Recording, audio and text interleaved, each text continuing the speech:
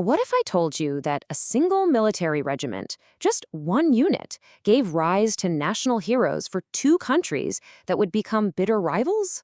It sounds impossible, but that's exactly what happened.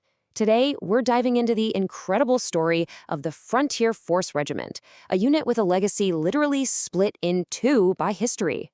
So that's the big question, right?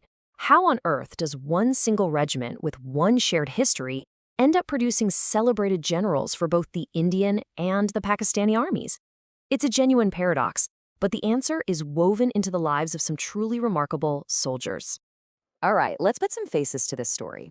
On one side, you have India's legendary Field Marshal Sam Manekshaw. On the other, Pakistan's celebrated former Army Chief General Raheel Sharif. The incredible thing connecting them, they both began their careers in the very same regiment. To understand how that's even possible, we need to rewind the clock. Okay, so our story starts way back in the mid-19th century. We're on the rugged, dangerous frontiers of British India. This is where a legendary unit was literally forged in conflict, a unit that would, believe it or not, go on to shape the destinies of two different nations. Picture this, January 1st, 1846. In the city of Ludhiana, a brand new regiment is raised. It's called the 4th Regiment of Infantry, the Frontier Brigade. You know, a pretty straightforward name for a unit that was about to have a very, very complex history. Pretty soon, the regiment got a nickname, and it's a great one, the Piffers. It came from being part of the Punjab Frontier Force, or PFF. Get it? They were an elite group whose whole job was to keep the peace on one of the toughest borders in the entire British Empire. That name, Piffers, it became a real badge of honor. It meant you were tough, resilient, the best of the best. But the Piffers didn't just stand around looking tough. Oh no, they fought. For almost 100 years, they were constantly tested by fire, building this incredible reputation for courage on battlefields all over the world. Let's take a quick look at their journey. So this timeline kind of shows you how the regiment evolved. Just look at all the name changes, from Frontier Brigade to the 4th Sikhs, then the 54th Sikhs, and eventually becoming a battalion of the 12th Frontier Force Regiment. Each change tells a little story about the politics of the time, but through it all, that core identity of being a piffer never went away. And their endurance? It was just legendary. Get this.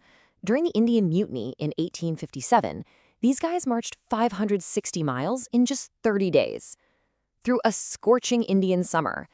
And the moment they arrived, they went straight into battle. I mean, that's just an unbelievable feat of toughness. And their battlefield was, well, the entire world. From the jungles of Burma to the deserts of Palestine, the Piffers fought in some of the most intense conflicts of their time. They were a truly global fighting force, tested again and again in the worst conditions imaginable. But then came 1947, and a massive historical earthquake was about to hit. The partition of India wouldn't just redraw the map, it was going to rip the very identity of this regiment right in two. So in 1947, the British pack up and leave India, and the subcontinent is torn apart, creating the new nations of India and Pakistan. For millions, it was a tragedy. And for the soldiers of the British Indian Army, it meant an impossible choice. You had to pick a side. For the Piffers, it was the end of an era. And then, the decision came down. The Frontier Force Regiment, the home of the Piffers, was officially assigned to the new Pakistan Army. Just like that, 100 years of shared history, it was over. The brotherhood was officially broken. So, that brings us back to the big question. How did a Pakistani regiment produce one of India's all-time greatest military heroes? Well, the answer lies in the deeply personal choices made by the men who once wore that Piffer badge together. So let's start with Sam Manekshaw. He had been a Piffer since 1934, a decorated war hero from World War II. But in 1947, when he had to choose, he opted for the Indian Army. And, as we know, he went on to become the legendary Field Marshal Sam Bahadur. And then you have his contemporary, Atiq ar-Rahman. This is a guy who literally fought side by side with Manekshaw in the jungles of Burma, another decorated Piffer. But when partition happened, he chose Pakistan, where he rose to become a lieutenant general. Two brothers in arms, now on opposite sides of a new border. Now, that Piffer legacy of courage, it absolutely lived on in Pakistan.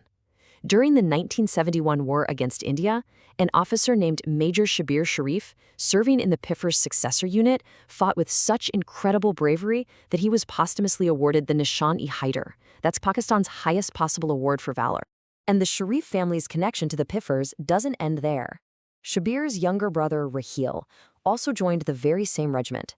He would eventually rise all the way to the top, becoming the Chief of Army Staff of the Pakistan Army, one of the most powerful positions in the entire country. So let's just step back and process this. It's kind of mind-blowing. You have one regiment with one shared heritage.